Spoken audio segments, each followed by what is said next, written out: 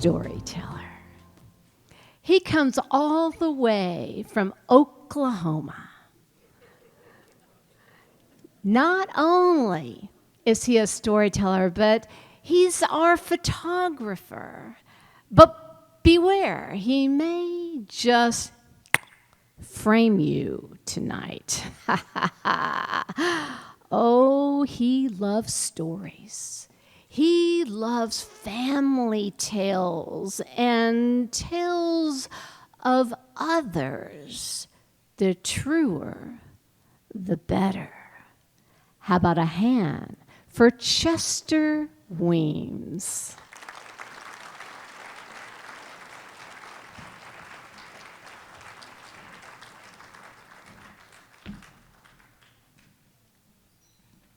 Well, thank you, Sue. You scared me. Before I do my little story tonight, because I am the photographer, I need to take your picture. This way, all next year when we have the festival and you come, you can say, I was part of promoting next year's festival. Since this is a haunting thing, I need you to look scared for this next picture. So, I don't know how you look scared. Do you cover your eyes? Do you raise your hands? I don't know. After that wonderful introduction by Sue, I feel kind of guilty because my story's not scary.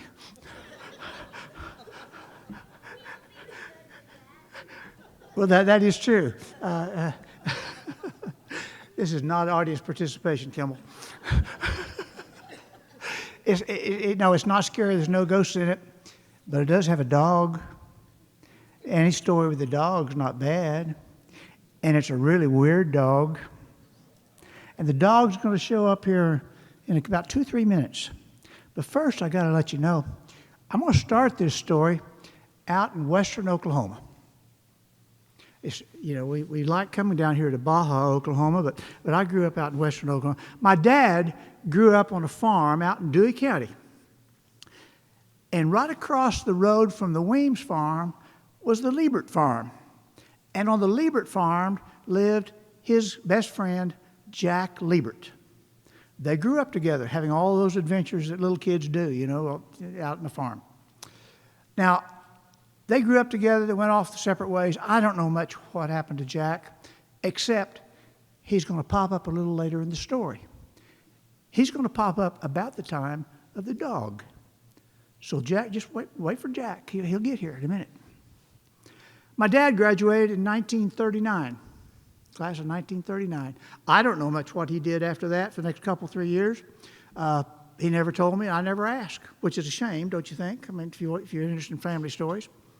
Except I do know that in 1941 in December, we had an international incident out in the Pacific called Pearl Harbor. And sometime after that, my dad is in the Army Air Force. It was the Army those days. It was all Air Force didn't come along until 1947, but it was the Army Air Force. He wanted to be a pilot. I have a great picture of him on a plane with his parachute and all that, but he flunked out. He wasn't able to be a pilot. He wound up finishing his service working on B-29s. But when he came home from service, he had some memorabilia with him. And he put those in my grandmother's trunk. And as a little kid, grandmother's trunk was always kind of a mystery to me. You didn't get to go in there very much, but occasionally you did. And I'd open up, and he had some 30 caliber and 50 caliber shells in there. They weren't, they were just the casing part, not the bad part. And his uniform. But because of that, as a little kid, I could say, my dad was in the Army Air Force. And so since that time, I've always enjoyed going to air shows. And I like going where they have the old airplanes. The old warbirds, some of you have seen that. I think the big museum's housed somewhere in Texas now. It's been a couple of places. And I like going. And when you go to those places, they always have a room, a booth somewhere, and they have lots of memorabilia laid out on some tables. And those include books. Books by people who were there. And I love real stories by real people who were really there.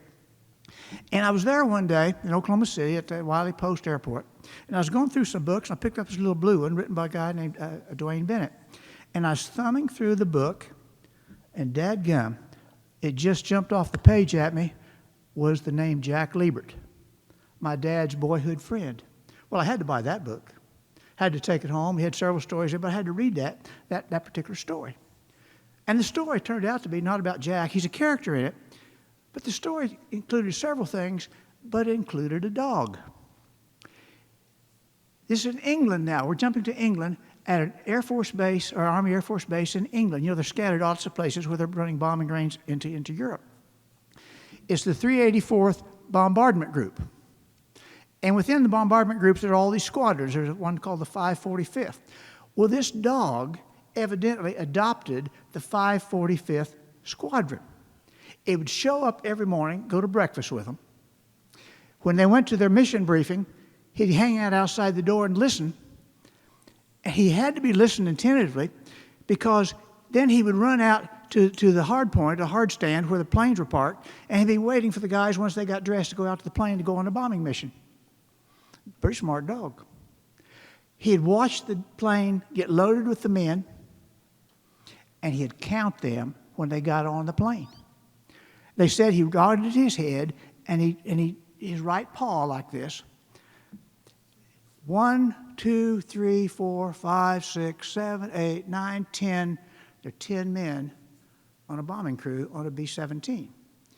And the plane would take off and go off on its mission. Now, the dog was kind of a mess. He only had 3 working legs. His left hind leg just was sort of hanging there. One right ear, his right ear was half bitten off, looked like he was had been in a fight. They weren't sure he could see very well because he kept bumping into things, especially when he'd go to the myrtle pool, he'd bump into oily things. He was just a mess. But about mid-afternoon, when the planes were supposed to come back, he'd show back up to watch the planes land. Now, he always adopted one particular crew for a mission. He'd show up to that plane, and he'd watch, and he'd count the men as they got off the plane. 1, 2, 3, 4, all the way up to 10. Then the dog would disappear for the night. The next morning, he'd do this all over again. And this went on for months. He was just part of the environment. He'd change crews occasionally, his pet crews, but that was about it. Then, in the middle of April of 1944, the bombing squadron had a really bad run. 7 planes were lost. That means 70 men were lost. They were captured, killed, or they're trying to escape, coming back. That meant that they had to start bringing in replacement planes and replacement men. And on April 30th, the last plane brought in, a replacement plane came in. That plane was captained by Jack Liebert, my dad's friend. And the dog was there. But the dog acted different this time. The dog got closer to where the hard stand was, where the plane got off. And the dog was there counting the men again. 1, 2, 3, 4, 5, 6, 7, 8, 9, 10, like he did, like this. Except, for some reason, he ran out to him. Now, he never did. You understand, all the time this dog has been there, he never allowed anybody to pet him. Well, they didn't want to pet him anyway. For one thing, he smelled real bad. And he was greasy and oily and dirty, and he was, like I said, he was a mess. A very independent mess. But he ran out toward those men because one of those men was named Warren May. He was a navigator, a young navigator.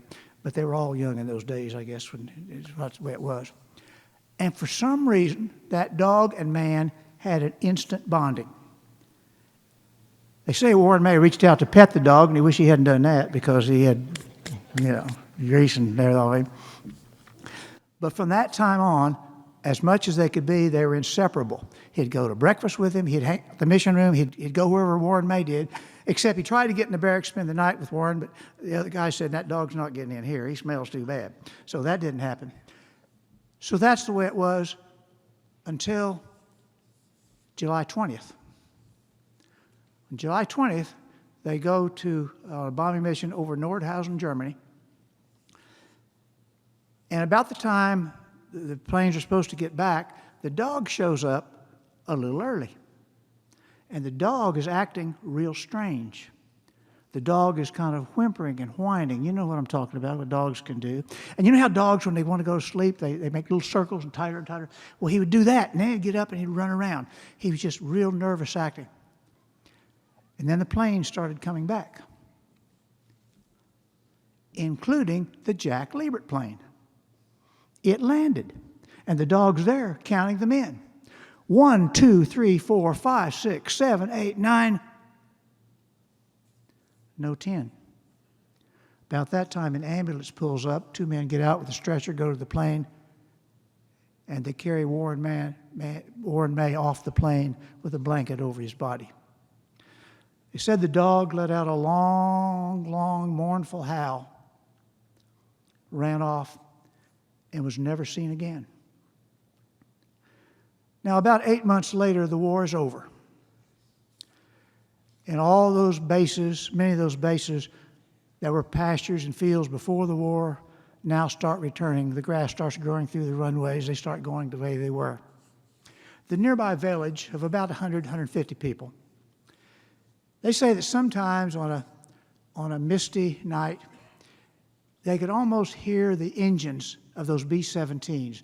If you've never been to an air show where you could hear the B-17 start up with those 4 massive engines, it just roared, it just shakes the ground. They say they could just almost hear that through the fog. And they said sometimes when it was extra foggy, above the sound of the engines, they thought they heard this howl. It sounded like a dog, but it was never seen. Thank you very much.